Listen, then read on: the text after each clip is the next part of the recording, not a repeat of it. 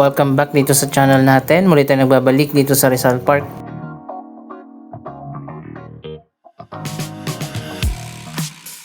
Ito na pala yung latest na progress. Nadugtungan na yung bagong perimeter wall dito sa may Taft Avenue.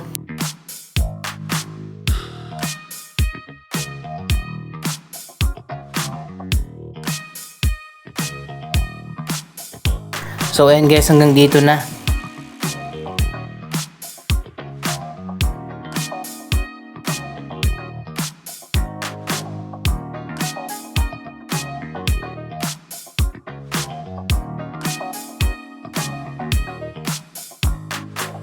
Medyo bumagal yung progress sa proyektong ito. Mas nakafocus na kasi yung construction doon sa Central Park. Mamaya pupunta din tayo doon.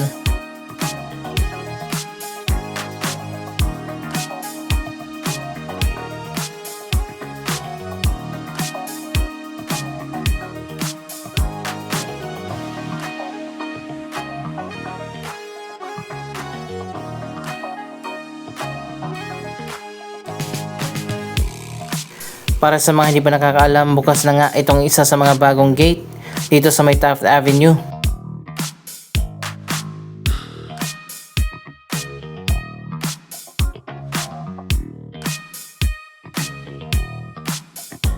Dito sa side na to, tapos na yung perimeter wall at may mga halaman na itinanim. Mapapansin nyo naman, mas lumuwag na yung sidewalk dito. Inurong kasi yung perimeter wall papasok sa loob para lumuwag yung sidewalk.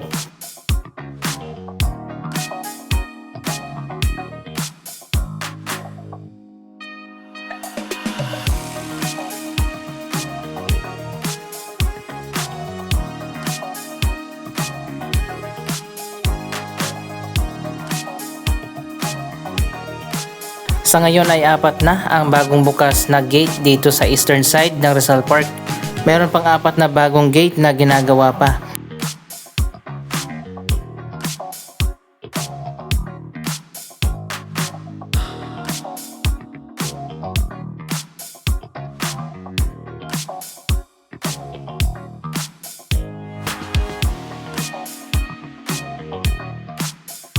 Ito na yung mga bagong walkway na interconnected na sa magkabilang side ng park.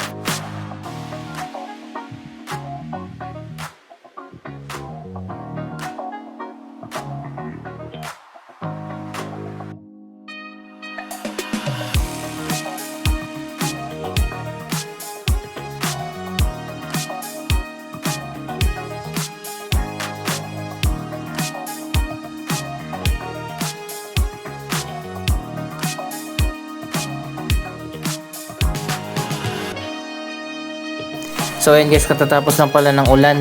Dito naman sa unahan yung pinakaunang gate na binuksan.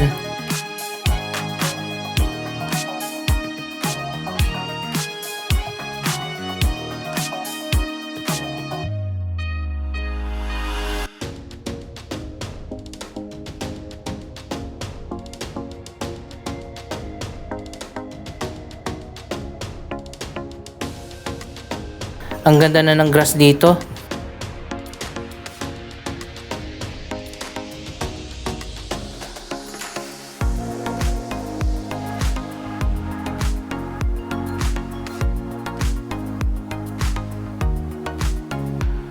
Dito yung unang gate na natapos sa harap ng National Museum of Anthropology.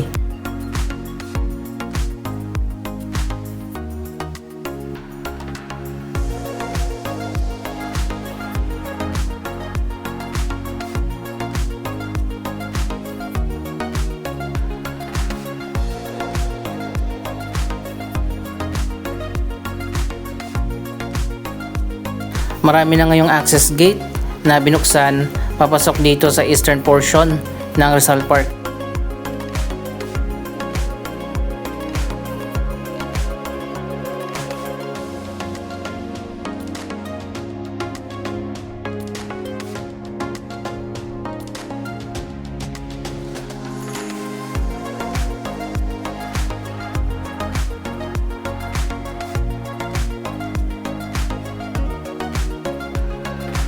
Naglagay na rin ng mga upuan dito sa magkabilang side ng mga walkway.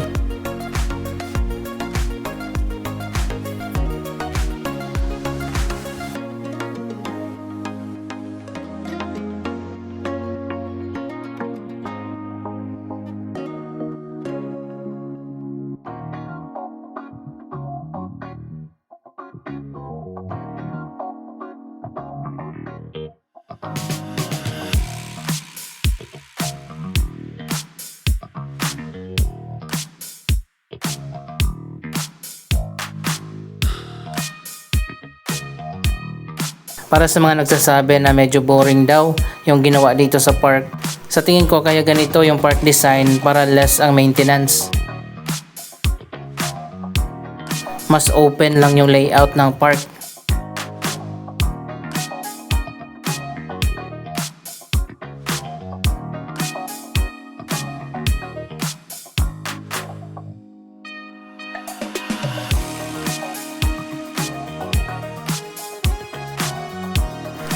Dalawa ang National Museum building dito, ang National Museum of Natural History at yung kanina yung Anthropology. By the way, dito pala lilipat sa National Museum of Natural History ang na-preserve na nakatawan ni Mali. Alala nyo ba yung elepante sa Manila Zoo na namatay na ilang taon na nakaraan at na-preserve na nga yung katawan, pero lilipat na yon mula sa Manila Zoo dito sa loob ng National Museum para mas maprotektahan at maalagaan. Nandun lang kasi sa labas naka-display ang katawan ni Mali sa entrance ng Manila Zoo.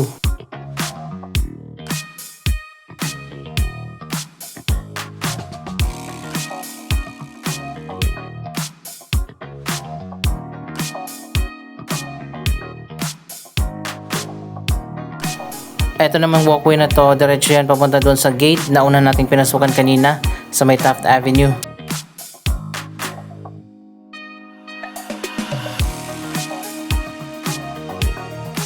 By the way, libre naman ang pagpasok sa mga National Museum building. Magbigay ka lang ng isang valid ID at makakapasok ka na.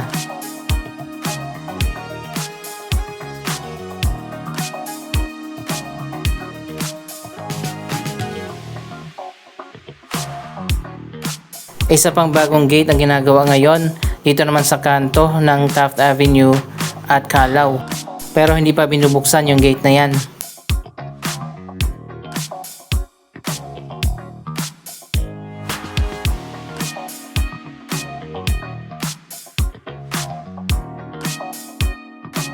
At dito naman sa may Callao Avenue sa tabi ng National Museum, isa pang bagong gate ang ginagawa dyan.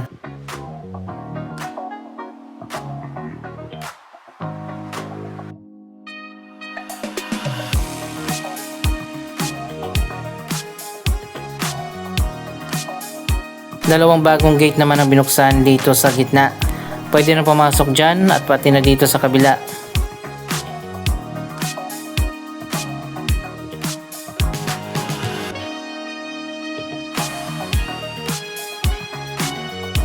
Isa pang bagong gate ang gagawin pa lang dito naman sa may Callao Avenue. Malapit yan dito sa may Jollibee sa Luneta.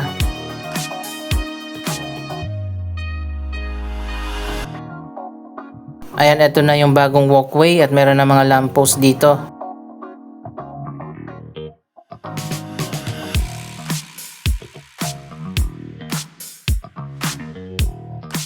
Mas pinadali na ngayon ang pamamasyal dito sa Rizal Park dahil dito sa mga bagong gate na binuksan na.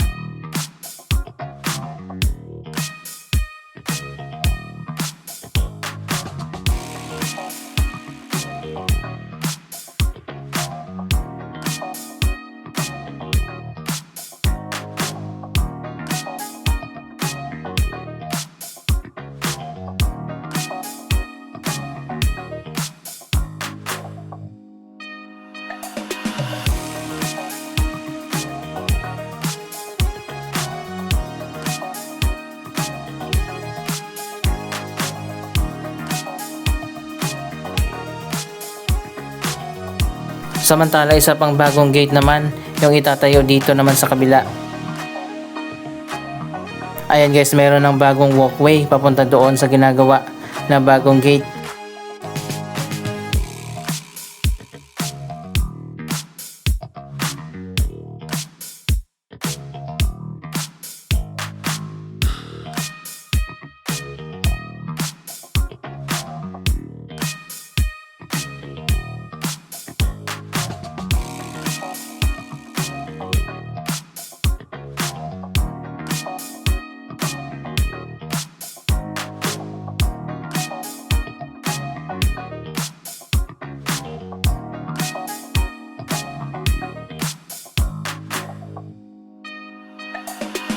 Tapos na yung bagong access road dito pero hindi pa binubuksan.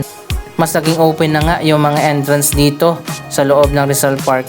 At nakatulong din yan dahil mas nabawasan na yung mga vendors.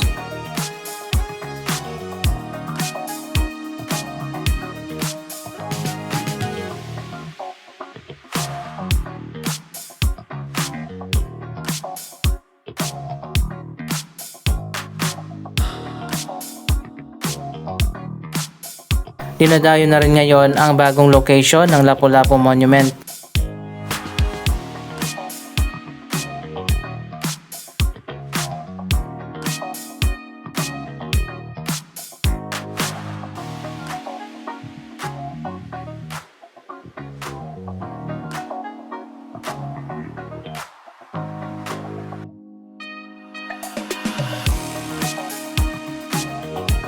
Maluwag na rin dito sa harap dahil may mga bago ng walkway.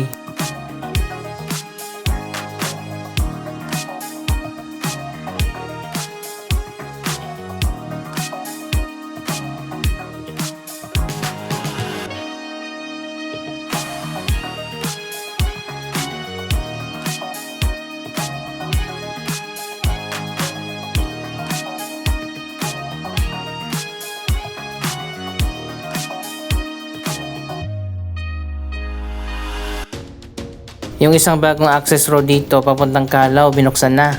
Ayan, makikita nyo naman dati ang daming vendors dyan sa gilid. Pero sa ngayon wala na.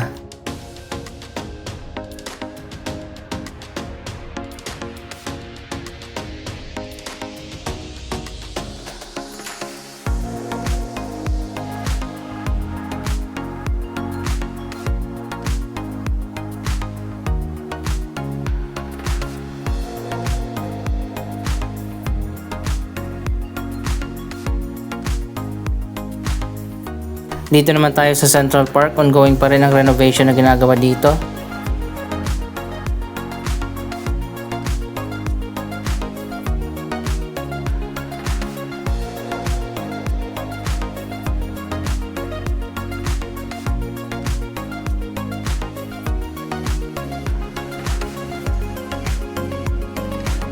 Ayan, eto na pala, may bago ng walkway pero hindi pa tapos.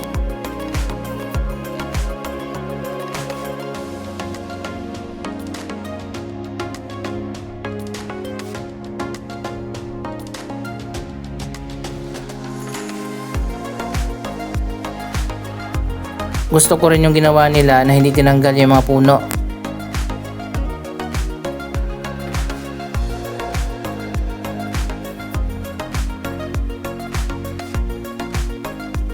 Integrated na sa design ng park yung mga halaman at mga puno dito.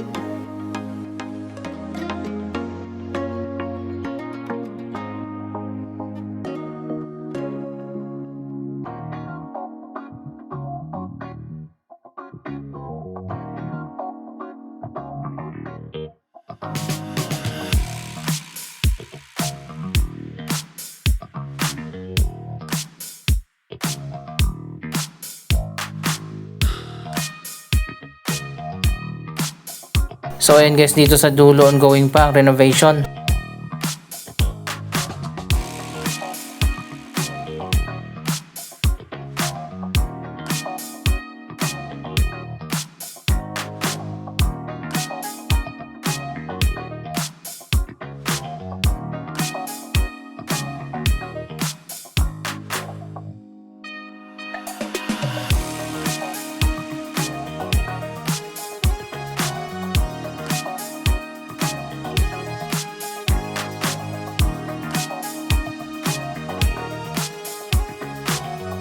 Dito naman papunta sa may fountain, tapos na yung mga bagong walkway dito.